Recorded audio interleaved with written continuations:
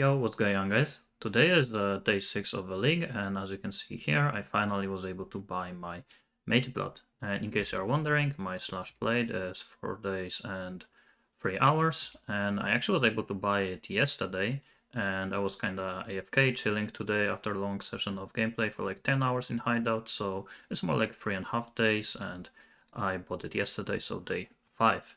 So in today's video, I want to talk about exactly what I did, how I was able to buy it, and what strategies I have been using. And there is a little bit of a spoiler here, as you can see, it did include bestiary. So I'm gonna start with day 1, but I already made a video about my day 1 and day 2 progression, so I'm not gonna go in details what I did in these 2 days. Mostly I'm gonna talk about what I did later, but I still want to quickly mention what I did. So I league started with my Inquisitor with Armageddon brand. There was no any special reason for it. I simply did want to league start something else this league, and I haven't played Caster as a league start build for a while, so I decided to go for something with Inquisitor, and I decided to play Armageddon brand. And what I did is I finished the campaign with Armageddon brand. But when I reached Act 9, so Blood Aqueducts, I also did some heisting. And I was just buying contracts from the vendor, so mostly demolition and lockpicking. And I basically wanted to farm enough currency to buy myself a tabula and full set of rare items to be able to cap my resistances when I am gonna reach the maps. So that was basically the goal. So I think I farmed like 100 chaos, that's it. And then I finished the campaign. And I also actually had enough gear to be able to do Uberlap immediately as soon as I entered the maps. So that's what I did. And then I progressed through the maps. So I did all of the white maps without any issues, all of the yellow maps without any issues. But then when I reached the red maps, I was kind of struggling. But I basically just had to push through it. So that's most of the time what happens to me when I reach the red maps during the league start. I don't have that great of a character to be able to clear red maps very easily, but I just die a lot. I use Cast on the Portal and just push through it. So that's what I did. I finished most of the red maps, so I reached 115 points, and that's when I started to do my first strategy. And I didn't even kill the bosses for the Voidstone yet then. So my first strategy, and pretty much only strategy that I did this league, has been Bestiary, but I did a lot of different things in Bestiary.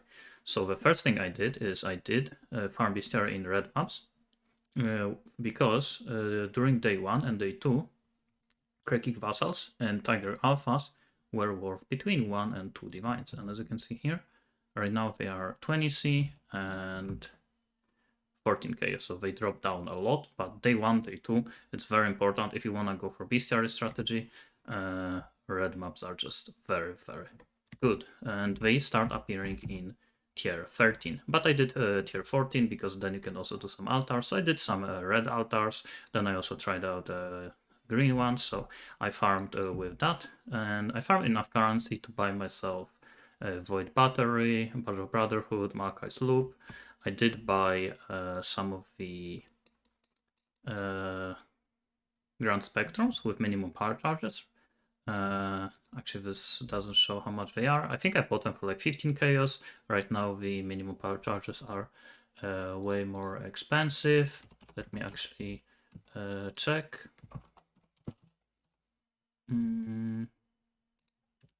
So we go for 110 chaos. It's not super expensive, but it's still a decent amount of money. So that's what I did. And with that currency, I was able to farm red maps, still with some issues, but not that many. And I was able to kill the Searing Exarch and Eater of Worlds, and I was able to get my 2 Voidstones, and I continued farming red maps. And I think I did it for like 3 days. And on day 3, I realized that red maps are going kind of poorly. It takes a long time, and also prices of tigers and vassals went down to maybe like 60 chaos or something. Don't remember exactly. So I decided to actually start doing white maps, because when you're doing white maps, you are still going to be able to drop the Lynx's Alpha, Wolf's Alpha, Krekik Chimerals, and Plague Arachnids. And Plague Arachnids this league are pretty expensive right now. as you can see, ATC, and if you are selling them on TFT, even more, maybe even 100 chaos, Cricky Chimeral, kind of the same, and walls and lynxes are somewhere around 10, 15 chaos, and you can also sell yellow beasts, which go for around 100 chaos per full inventory, so 60 beasts. And my Atlas tree, obviously you can see it in here. I focus on as many maps as possible. Essences, because you can always just kill essences for free. And I didn't use essence on map device because I didn't want to lose additional time on killing essences. I wanted to kill as many beasts as possible per hour. And for the specific families of the beasts, right now I was doing deep and caverns, because deep is the Cricky Chimeral and caverns is the plague arachnids. Earlier I was also going for wild because Tiger Alpha comes from the wild, so you can go for these three. Basically, depending on which beast is expensive, you go for either all of them or just some of them. And for the white maps, altars don't even matter. I went also for shrines because I wanted to play with ghoul. And when I was doing the white maps, I did swap to Stormrun because Stormrun has better clear. So I did buy Impulsa, and I actually was pretty lucky, and I was able to 6-link it within like 50 fusing, so that was pretty lucky. And then with my Stormbrand, I was just farming some white maps. And one issue I had is selling yellow beasts. So it's not a crazy issue, eventually you are going to be able to sell them, but it is kind of annoying to go to your bestiary, buy orbs and put all of them in your inventory, then sell them. So I decided, what if I'm gonna find some kind of bestiary recipe and I'm just gonna use it. So I'm gonna use all of my yellow beasts for additional profits through just Beastcrafting.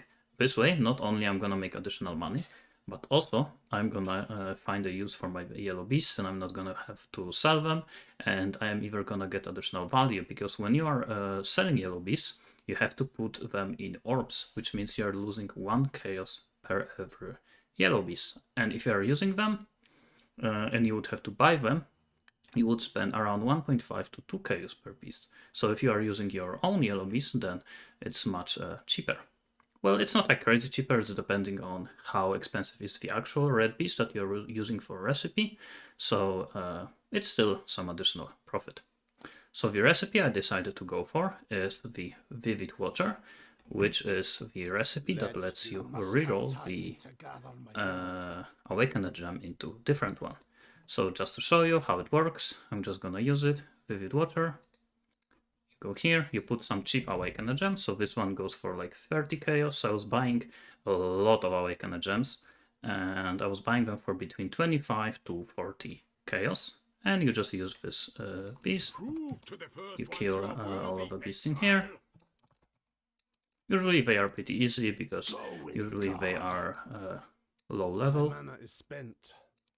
And then you check what you got, and I got Awakened Hextouch, which is also 30 chaos, so this one was unlucky. But from time to time you're gonna get some good gems. So just to show you, something like average Void Manipulation goes for 2.7 divines. Burning damage is also pretty good, goes for 1.7, and they appear actually quite often. But also from time to time you're gonna hit something big, which is something like Awakened Multi-Strike, which goes for 14 divines, 15 divines. Actually, when I got my few multi-strikes, I was able to sell them for like 9 divines. Spell Echo right now goes for 9. I actually was selling them for 5, so a lot of them actually went up in price. Let's check the last one, which is Spell Cascade. This one is, I think, the most expensive one, 20 divines. And I was selling them for 14, so they actually went up. But for the beasts, so I was buying Vivid Watchers for initially for 40 chaos on like day 3, then they went up to 50, 60, 70, 80 for most of the time, and now they are, as you can see, 100 chaos. And if you would ask me, is it still worth it for 100 chaos? It probably is. It's just a bit more of the barrier to entry, because you have to do a lot of them. And trust me when I tell you this, sometimes I would buy like 100 of these beasts, and I would make like 3 divines profit only, and it would take me like 3 hours to buy all of these beasts, all of the Awakened Gems. So it is a gamble. It is very time consuming, But I think with current prices, on average, you should still make profit. Obviously, after me making this video, prices are gonna change. But if these beasts go up to like 150 chaos even, then probably in a few days, awakened gems are also gonna go up, because no one is gonna do it if it's not gonna be worth it. So if I were you and if I wanted to try this out, I would just wait a few days, maybe a week after making this video, and then check prices again and then see if it's worth it.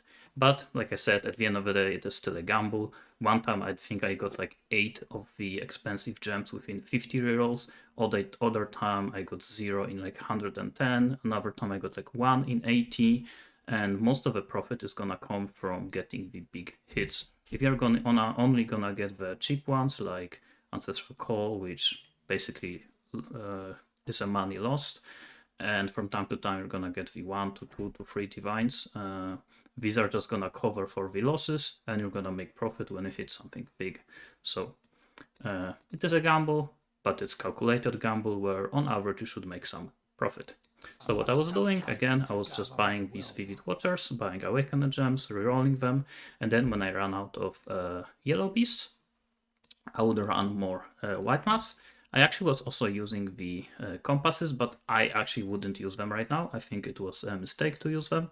They are not worth it in my opinion as of right now, because they go for like 40 chaos, and I don't think you are getting 40 chaos return as of right now from them. But at least I was able to get more yellow beasts, so I was able to do more gambling. And for the maps, if you would ask me, I was just going through the tier 1, 2, 3, and 4. Because at tier 5, I believe some additional beasts start to appear, which are not really worth that much. So I was going for up to tier 4, and I was just rolling the bad maps with Horizon orbs. So for example, Shrine is not that good of a map, so I would just Horizon orb them. Primal Darkpool is decent, Overgrown Shrine no, Lair is decent, so I would just do these. And also you can do them white, you don't have to do them yellow or blue or whatever. So yeah, that's basically what I was doing.